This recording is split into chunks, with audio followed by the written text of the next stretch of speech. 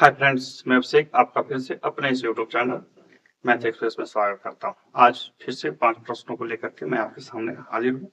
जो हमारा सेगमेंट अभ्यास के 5 वीवीआईपी प्रश्न, ये वह प्रश्न है जो बार-बार परीक्षाओं में पूछे जाते हैं और इन प्रश्नों के लिए हमने विभिन्नता रखी है।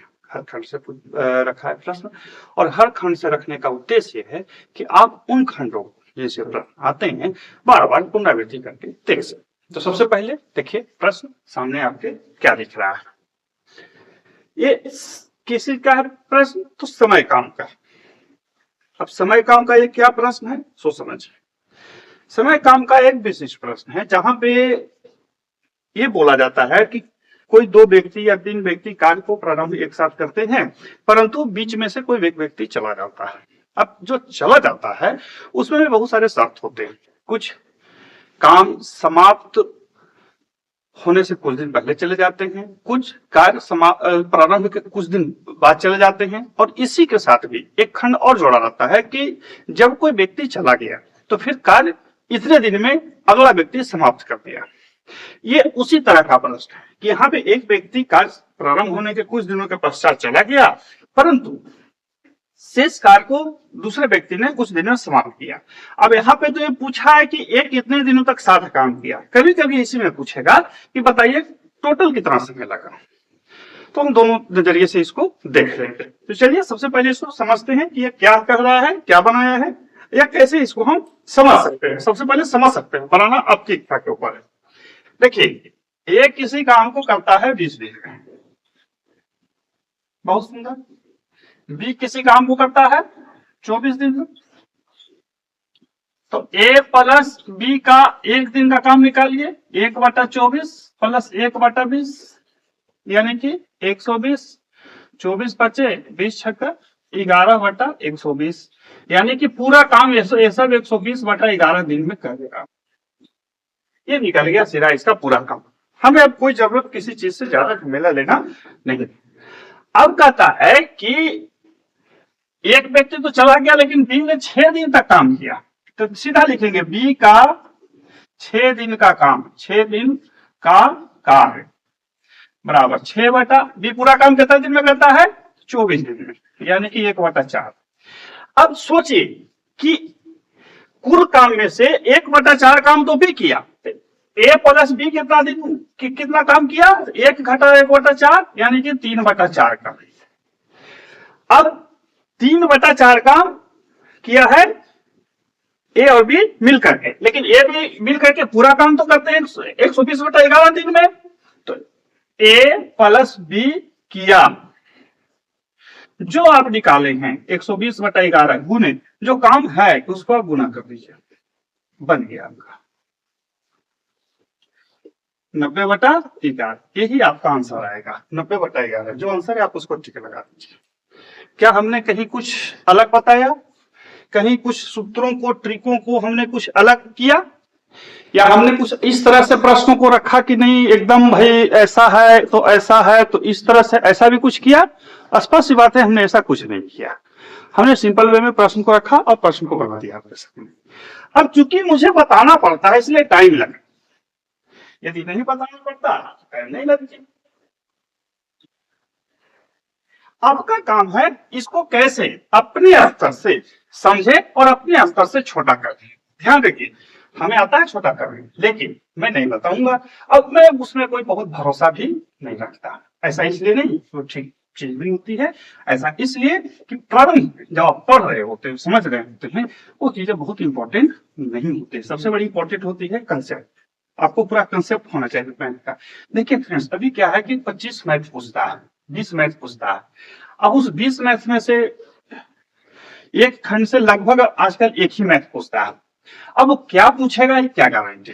इसकी कोई गारंटी नहीं ले सकता। मैं तो ले नहीं सकता हूं कि भाई ये पूछेगा। हाँ, अनुमान हो सकते हैं कि इस तरह से बार बार परीक्षाओं में प्रश्न आ रहे हैं तो यही प्रश्न रहेंगे। देखिए, मैं प्रश्न को लिख लिख के बनाता हूं। आप इस चीज को स्किप कर सकते हैं या फास्ट फॉरवर्ड कर सकते हैं। लिख लिख के बताने से हमें यही लगता है कि हम बच्चों को बहुत अच्छी तरह से समझा पा रहे हैं। समझ रहे बात को? ये मेरा मानना है, आप कुछ भी मान सकते हैं, आपकी इच्छा के ऊपर है। जो मैं मान रहा हूं वो मैं बोल रहा हूं और आपको स्वतंत्र छोड़ रहा हूं। अब है दूसरा प्रश्न। दूसरा प्रश्न जो है वो भी कंसेप्ट पर है। कंसेप्ट क्या कहता है इसको समझिएगा। देखिए दूसरा प्रश्न है तुलनात्मक रूप से। आपको बार बार इस तरह से प्रश्न पूछे जाते हैं परीक्षा में, बार बार याद रखिए, एक बार नहीं दर्जनों बार ऐसे प्रश्न पूछे गए हैं और लोग उसको तरह तरह से बनाना शुरू कर देते हैं। परीक्षाओं में बहुत कम समय बचता है, बहुत कम समय में बहुत चीज करना होता है। देखिए एक वर्ग और एक त्रिभुज का क्षेत्रफल समान है।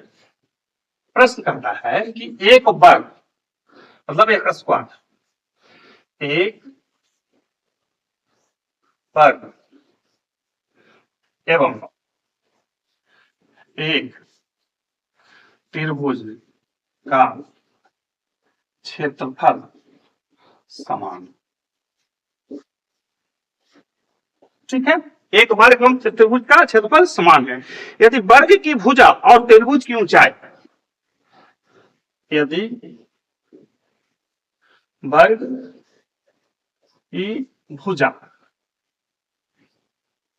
एवं त्रिभुज की ऊंचाई का अनुपात, देखिए यही से समझिएगा, अनुपात 2/3 या 2:3 है, 2/3 है, तब मतलब ये शर्त दे दिया, तब त्रिभुज की ऊंचाई और आधार का अनुपात क्या है। बहुत सुंदर, तब त्रिभुज की ऊंचाई एवं आधार का अनुपात क्या है, इसी को बनाना है। ऑप्शन है आपके 9:8 बी, 8:9, चाहे अनुपात का लिखे उसमें बटा है तो इसमें बटा लिख कर देते हैं, है ना, सी 4/3 डी 3/4। ये प्रश्न। अब देखिए प्रश्न को ध्यान से समझिए। कह रहा है कि एक वर्ग है, एक यहाँ पे वर्ग है, हमने वर्ग को बना लिया, वर्ग की भुजा ए मान लिया,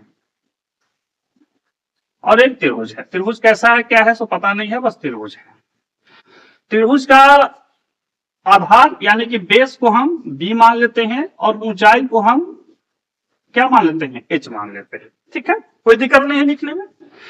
अब कहता है कि अच्छा आपको पता है एरिया ऑफ चतुर्भुज इसका तो एरिया ऑफ ट्रायंगल, दोनों समान है। ठीक है, अब हम इसको बैठा देते हैं। अच्छा वर्ग का जो क्षेत्रफल होता है उसका सूत्र क्या आता है, तो भुजा स्क्वायर, ए स्क्वायर इसका 1/2 गुने बी गुने एच, ये नियम बैठा। लेकिन क्या कहता है कि वर्ग की भुजा एवं त्रिभुज की ऊंचाई का अनुपात 2:3 है। वर्ग की भुजा यानी कि a/h बराबर 2/3 लिखा था ना, वर्ग की भुजा त्रिभुज की 2/3 है। क्या समझे, 2/3। अब हम इसको लिख दिए तो हम इसको लिख सकते हैं a बराबर 2h/3, ऐसा लिख सकते हैं या नहीं लिख सकते हैं, a बराबर 2h/3 लिख सकते हैं, लिख दीजिए। अब इसी के मान में यहां बैठा दीजिए, इस वाला सूत्र में बैठा दीजिए, 2h/3 का स्क्वायर इसका 1/2 गुने बी गुने एच, दुगनी 4h स्क्वायर 9 इसकल टू 1/2 गुने बी गुने एच, एच चला गया, ये एच चला गया, अब बच गया 4 दूनी 8h/9 इसकल टू बी। किसका पूछ रहा है, ऊंचाई एवं आधार का, तो यानी कि आपको हो जाएगा h/b इसकल टू कितना 9/8, ये आपका बन गया। अब यहाँ पे एक चीज ध्यान रखिए कि श्रीमान यहाँ आपने 8/9 लिखा था तो यहाँ 9/8 काहे कर दिए, कंफ्यूज होते हैं लोग। देखिए जब आप क्रॉस मल्टी करेंगे तो ये 9 ऊपर चला जाएगा, मतलब ये यहाँ चला जाएगा और ये यहाँ चला जाएगा, तो यानी कि 8h बराबर 9 भी हो जाएगा। यदि इसको हल करेंगे तो 8h इसकल टू 9b। अब देखिए ठीक हुआ कि नहीं हुआ, कंफ्यूज नहीं होना। देखिए दोनों ऑप्शन है 9/8 8/9, ऐसा ना हो कि परीक्षा में बनाने के बाद प्रश्न गलती हो जाए। परीक्षा में बनाने के बाद प्रश्न गलती न हो, इसकी पूरी पूरी ध्यान रखना है। और किसको रखना है? आपको रखना है, ध्यान रखना है। शुरू से ही मेहनत इस तरह से करना है कि दिक्कत न हो। प्रश्न बन गया, कुछ भी हमने नहीं किया, बन गया, आप खुद बनाए, कोई दिक्कत नहीं है। जो सूत्र है उसको लिख दीजिए। देखिए, जब प्रश्न बनाते हैं, मैथ्स बनाते हैं, तो उसमें क्या होता है? उसमें 3 चीजें होती है। पहला, मैथ किस खंड का, मैथ किस खंड का, उस खंड का सूत्र आपको आता है कि नहीं आता। तो ठीक है, मैथ आप सबसे पहले पकड़ लीजिए कि किस खंड का है। जब खंड पकड़ा गया तो सूत्र क्या लगेगा। जब सूत्र पकड़ा गया तो क्या दिया हुआ है, क्या नहीं दिया, खोज लीजिए। जब ये दोनों सब मिल जाए तो जो सूत्र पर उसको बैठा दीजिए, कोई दिक्कत नहीं, बन गया। अगला देखिए, अगला कहता है कि एक व्यक्ति अपनी आय का 40% आयकर देता है। एक आदमी अपनी आय का 40% आयकर देता है। यानी कि एक व्यक्ति जो है वो अपने टोटल आय का 30% अच्छी दे देता है। क्या उसको बोलते हैं, मतलब इनकम टैक्स दे देता है। इस कर पर, यानी कि इस कर पर जो दे रहा है, इस कर पर 15% का अधिभार भी है। क्या है? अधिभार देना होता है, अधिभार देना होता है। ठीक है, दे दिया, ये अधिभार दे दिया। अतः शुद्ध देय कर क्या है, अतः शुद्ध देय कर क्या है। ए 34%, बी 46%, सी 55%, डी 25%। अब देखिए इसको कैसे बनाएं, क्या समझे। देखिए, जो अधिभार होता है वो कर पर ही देना होता है। अधिभार लिख दे रहा हूं, हमेशा कर पर देना होता है।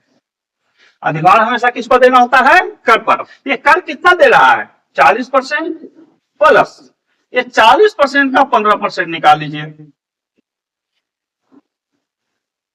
ठीक है, 6 यानी कि 46, यही इसका परसेंटेज हुआ। जहां 46 है वहां लगा देते। ऐसा नहीं है कि 40 है 15 जोड़ के 55 कर दिए, ये 40 में से 15 घटा दिए 25 कर दिए, ऐसा नहीं।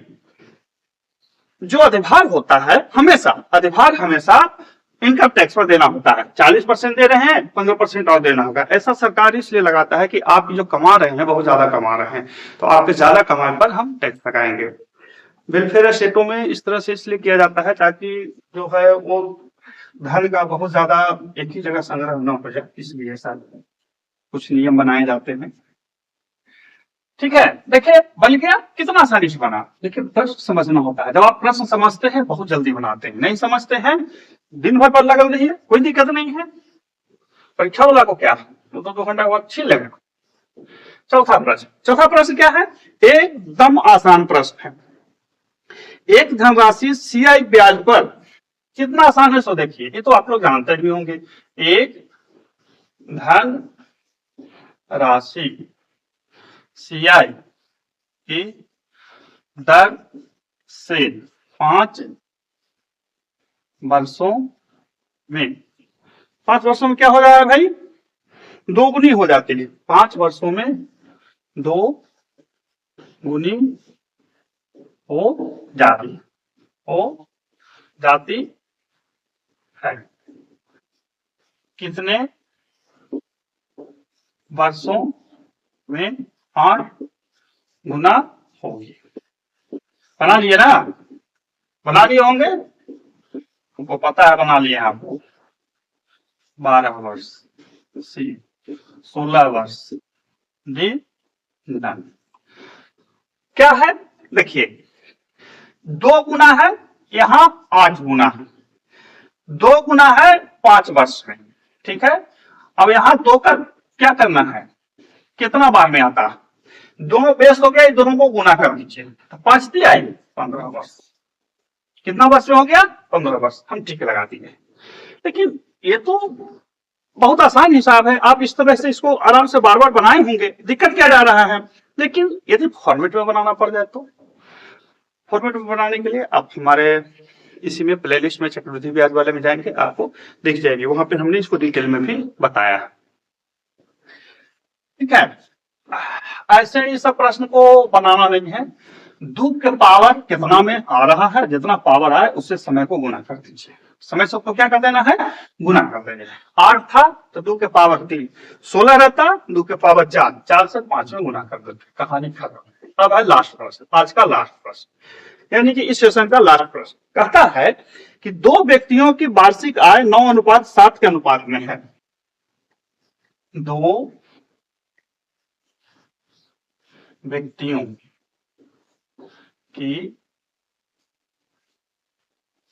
वार्षिक आय, मतलब उनका एनुअल इनकम जो है 9:7 के अनुपात में, 9:7 के अनुपात में है, ठीक है, 9:7 के अनुपात में है। उनके व्यय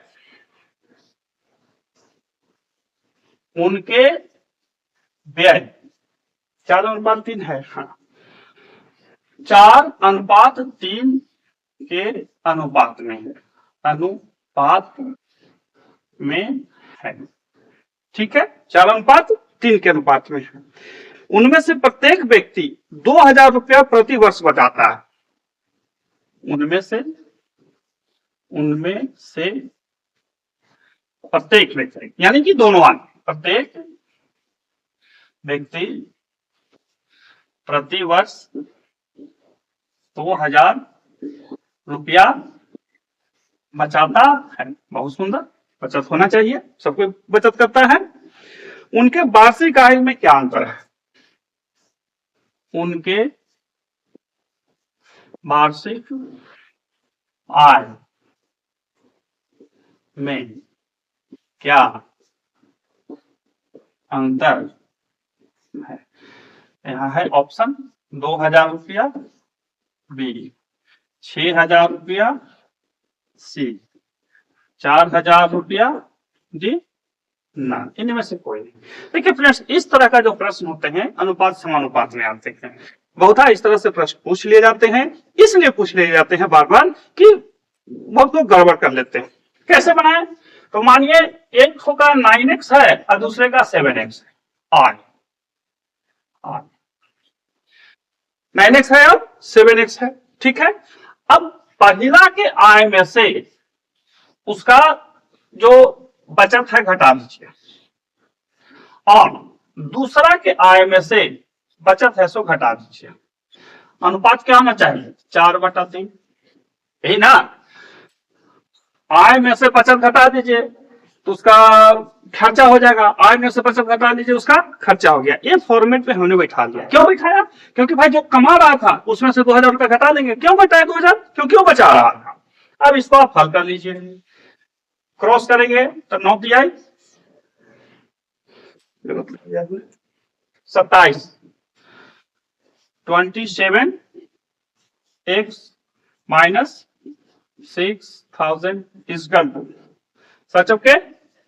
28x माइनस 4×2 8,000 रुपया, उल्टा पट्टा कर दीजिए, यानी कि घटा लीजिए, x बराबर 2,000 रुपया। अच्छा, x 2,000 रुपया है, ऑप्शन में भी 2,000 लगा दे, नहीं। क्या पूछ रहा है, उनके वार्षिक आय में क्या अंतर है। तो देखिए यहाँ पर ध्यान से, वार्षिक आय में 2 का अंतर है, 9 है 7 है, तो वार्षिक आय में अंतर हो जाएगा 2,000 और गुने 2 यानी कि 4,000 रुपया, 4,000 रुपया। यहाँ पे 4,000 पर हमने टिक लगा दिया। कोई दिक्कत हुआ हमको, हमें कोई दिक्कत नहीं। बाकी आप मेहनत कीजिए ताकि आपको भी दिक्कत नहीं हो। तो ये था आज का हमारा 5 प्रश्न। यदि प्रश्न आपको अच्छे लगे तो लाइक जरूर कीजिए, कमेंट जरूर कीजिए, और साथ ही किसी भी प्रकार की समस्या हो जीएस में, मैथ में, हमें कमेंट जरूर कीजिए ताकि हम आपको चीजों को बेहतर ढंग से समझा सकें। इसलिए नहीं कि हमें कुछ ज्यादा विशिष्टता करनी है, बल्कि इसलिए कि आप जहां पर भी जाएं अपने काम को परफेक्ट रूप से कर सकें। फिर मिलते हैं अगले वीडियो में, तब तक के लिए गुड बाय।